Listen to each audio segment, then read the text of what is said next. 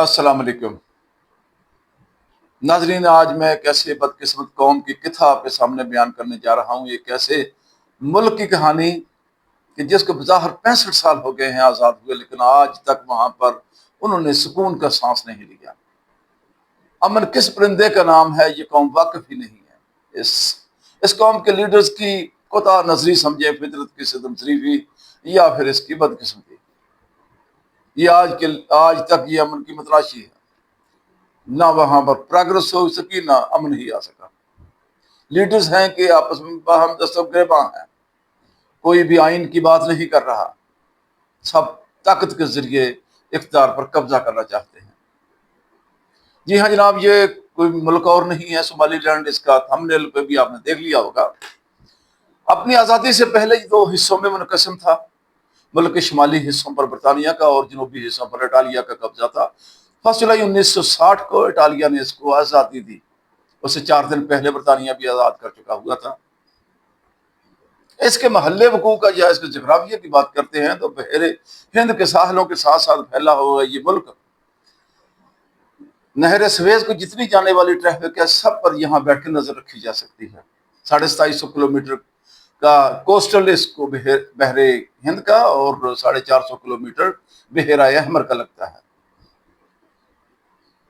اپنی آزادی کے فوراً بعد یہاں پر ایک الیکٹڈ گورنمنٹ نے چارج سنبھالا۔ اس کے سربراہ تھے عدن عبداللہ عثمان دار۔ 1967 تک یہ حکومت کرتے رہے۔ بعد میں الیکشن ہوئے تو اسی پارٹی کے ایک اور پرومیننٹ لیڈر عبدالرشید علی شرمارے کی وہ پریزیڈنٹ بننے میں کامیاب ہوئے۔ بدقسمتی یہ ہوئی کہ محض 2 سال کے بعد ان کی اسیسینیشن ہوگی۔ ان کا قتل ان کے اپنے ہی سیکورٹی گارڈ نے کیا تھا۔ ان کی اسیسینیشن ہونا تھی کہ ملک میں گویا آگ سی لگ گئی۔ جب زیادہ ہنگامے پھوٹنا شروع ہوئے تو فوج نے اقتدار پہ قبضہ کر لیا۔ بہتر ہوتا کہ فوجی سربراہ جناب سید البارے الیکٹڈ گورنمنٹ کے حوالے الیکشن کروانے کے بعد حکومت کرتے اور خود بیرکوں میں چلے جاتے، لیکن انہوں نے ایسا کرنا مناسب نہیں سمجھا۔ وہ بنیادی طور پر ایک سوشلسٹ نظریات کے حامل تھے۔ روس کے ساتھ بھی ان کے بڑے اچھے مراسم تھے۔ دام درب سخنی ان کو وہاں سے ایڈ بھی ملتی تھی۔ انہوں نے آتے ہی سوشلسٹ ریفارمز متعارف کروائیں اور ملک کو ایک صحیح ٹریک کے اوپر چڑھانے کی کوشش کی تاکہ ملک کی معیشت بہتر ہو سکے۔ اپنے پہلے کچھ سالوں میں وہ اس میں کامیاب بھی ہوئے، لیکن اپنے دور حکومت کے آخری سالوں میں، انہوں نے 22 سال تک حکومت کی تھی، آخری سالوں میں ملک بدحالی کا شکار تھا۔ مہنگائی آسمان سے باتیں کر رہی تھی۔ گویا آپ کہہ سکتے ہیں کہ ملک ایک سیاسی، معاشی اور سماجی گراوٹ کا شکار ہو چکا ہوا تھا۔ ایسے میں تمام سیاسی جماعتوں نے جو اس وقت ایگزسٹ کر رہی تھی، انہوں نے ایک متحدہ پلیٹ فارم سے ان کے خلاف سیاسی جدوجہد کا آغاز کیا۔ SNA کا وہ پلیٹ فارم جس پر انہوں نے ایک متحد ہو کے جناب سید البارے کے خلاف تحریک کا آغاز کیا۔ اس میں USA کے دونوں دھڑے، جن میں جناب علی مہدی محمد کا دھڑا بھی اور جناب فر عدید کا دھڑا بھی شامل تھا۔ اس کے علاوہ SSN، NM اور STM بھی شامل تھی۔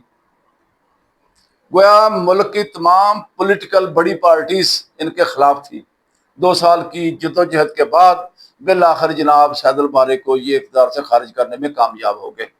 وہ لوگ جو امن کی توقع لگائے بیٹھے تھے، ان کو ایک بار پھر مایوسی کا سامنا کرنا پڑا، کیونکہ یہ تمام لیڈر جنہوں نے اکٹھے مل کے جناب سید البارے کے خلاف ایک جدوجہد کی تھی، سیاسی جدوجہد کی تھی، انہوں نے بجائے اس کے کہ وہ سر جوڑ کے بیٹھتے اور ملک کو کوئی متفقہ آئین دے جاتے، انہوں نے ایسا کرنا مناسب نہیں سمجھا اور جناب علی مہدی محمد نے بہت سارے اندرونی قبائل اور بیرونی طاقتوں کے ایما پر اپنی صدارت کا اعلان کر دیا۔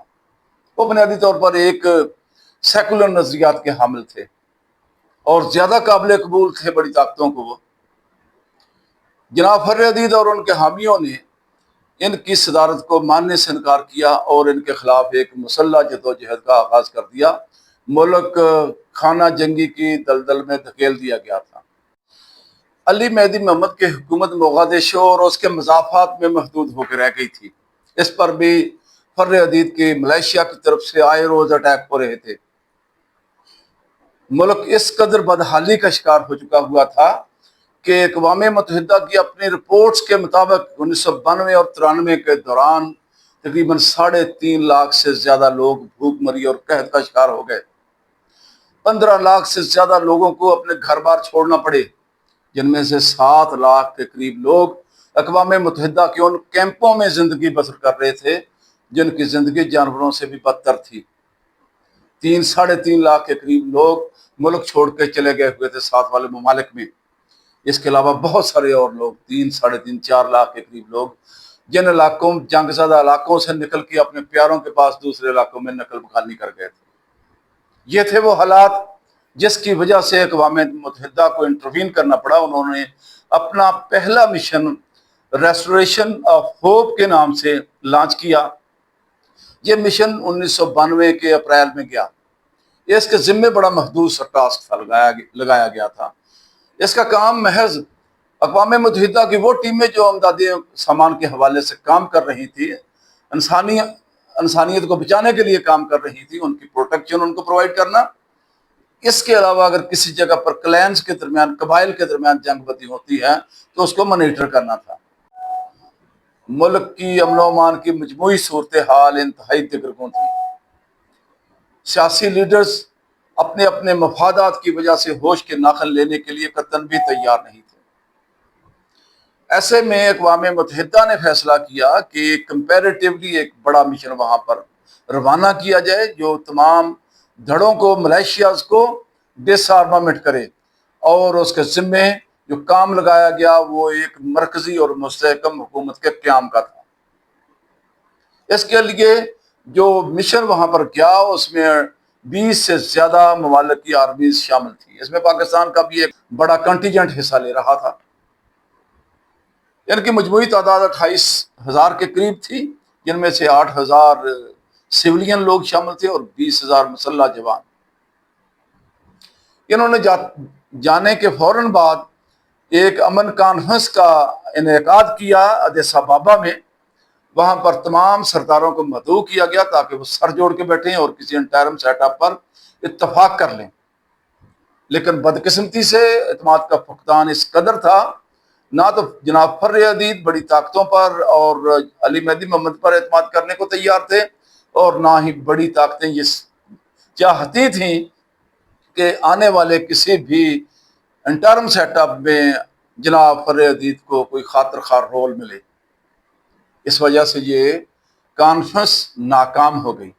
اس تمام ایپیسوڈ میں جو جتنا بھی یہ چل رہا تھا، جو امن کے لیے جو کوششیں ہو رہی تھی، ان کو سخت قسم کا دھچکا پہلی بار اس وقت لگا جب 5 جون 1993 کو پاکستان کے وہ جوان جو وہاں پہ آپریٹ کر رہے تھے ان کو فر عدید کے حامیوں نے گھات لگا کر ان پر حملہ کیا اور ہمارے 24 جوانوں کو بے دردی سے شہید کر دیا۔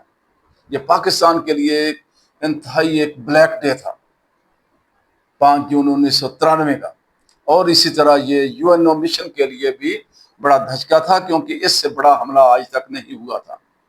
یو این او کی اپنی پوری تاریخ میں جہاں پر بھی جن ممالک میں انہوں نے اپنے کنٹینجنٹ روانہ کیے تھے، جہاں پر انہوں نے اپنے امن مشن بھیجے تھے، اس قدر خون ریزی نہیں ہوئی تھی۔ پاکستان کے 55 سے زیادہ سولجرز زخمی ہوئے تھے۔ ہمارے ان سولجرز کو بے دردی سے شہید کیا گیا تھا دیار خیر میں۔ اس کے بعد دوسرا بڑا واقعہ جس کو آبدی حوض واقعہ کا نام دیا جاتا ہے، بقول فر عدید کے کہ ان کے قبائلی سردار سر جوڑ کے بیٹھ رہے تھے ایک جگہ پر، جرگہ انہوں نے بلایا تھا تاکہ امن کو تلاش کیا جا سکے۔ امریکہ کے بلیک ہاک ہیلی کاپٹرز نے ان پر حملہ کیا اور ان کے 17 ایلڈرز کو، ان کے 17 قبائلی سرداروں کو مار دیا۔ یہ صومالیہ کے لیے بھی ایک بلیک ڈے تھا، ان کے سرداروں کو مارا گیا تھا۔ خواہ وہ فر عدید کے حامی ہوں یا ان کے مخالف، تمام ہی غم و غصے کی حالت میں تھے۔ معاملہ ان کے سرداروں کا تھا۔ جو آخری بڑا واقعہ جس کی وجہ سے کلنٹن انتظامیہ کو اپنے ٹروپس کو امن مشن سے واپس بلانا پڑا، وہ 3 اور 4 اکتوبر کی وار آف موغدیشو تھی یا بیٹل آف موغدیشو تھی۔ امریکن کو یہ محسوس ہو گیا تھا کہ جب تک فر عدید کو اور ان کے کمانڈرز کو پرسنلی گرفتار نہیں کیا جاتا، اس وقت تک کسی بھی انٹرم سیٹ اپ تک نہیں پہنچا جا سکے گا۔ شاید وہ اپنے مفادات کے لیے استعمال کر رہے تھے باقی ممالک کی ان دستوں کو۔ 3 تاریخ کو انہوں نے مفر حدید کی ملیشیا پر اٹیک شروع کیا۔ اس آپریشن کی نگرانی اور اس کی کمانڈ امریکن کر رہے تھے۔ مفر حدید کے تقریباً 350 زیادہ مسلح افراد کو قتل کر دیا گیا۔ جوابی وار کرتے ہوئے مفر حدید کی ملیشیا نے 17 امریکن سولجر کو ہلاک کر دیا۔ اس کے علاوہ 2 ہیلی کاپٹرز کو گرایا جو کہ ان کی اپنی ٹیریٹری میں گرے۔ اس کے علاوہ جزوی طور پر ایک ہیلی کاپٹر کو نقصان پہنچا جو بعد میں اس علاقے میں گرا جہاں پر UNO فورسز ایگزسٹ کر رہی تھی یا ان کے ٹیریٹری میں وہ گرا۔ یہ پہلا بڑا واقعہ تھا جس میں کسی بھی ہوائی آبجیکٹ کو گرایا گیا تھا۔ بعد میں پاکستانی وہاں پر جو دستہ تھا انہوں نے ان امریکن سولجرز کو ریسکیو کیا۔ مفر حدید کے حامیوں نے اسی پر اکتفا نہیں کیا بلکہ ان سولجرز کی جن کو وہ مارا گیا تھا، امریکن سولجرز کو، ان کی لاشوں کو موغدیشو کی سڑکوں پر گھسیٹتے رہے۔ جب یہ ویژول اور ان کی تصاویر مغربی میڈیا کی زینت بنی تو امریکہ اور مغربی دنیا میں قہرام مچ گیا۔ کلنٹن انتظامیہ کے جن کو آئے ہوئے بمشکل 10 ماہ کے قریب ہونے کو آئے تھے، انہوں نے فیصلہ کیا کہ اپنے اس امن مشن سے اپنے دستے کو واپس بلا لیا جائے۔ لہٰذا یہ امن مشن جو کہ ایک ہوپ لے کے گیا تھا ایک انٹرم سیٹ اپ کے لیے تاکہ کسی امن کے کسی کمپرومائز پر پہنچا جا سکے گا، وہ ناکام ہو گیا۔ وما علینا الا البلاغ المبین۔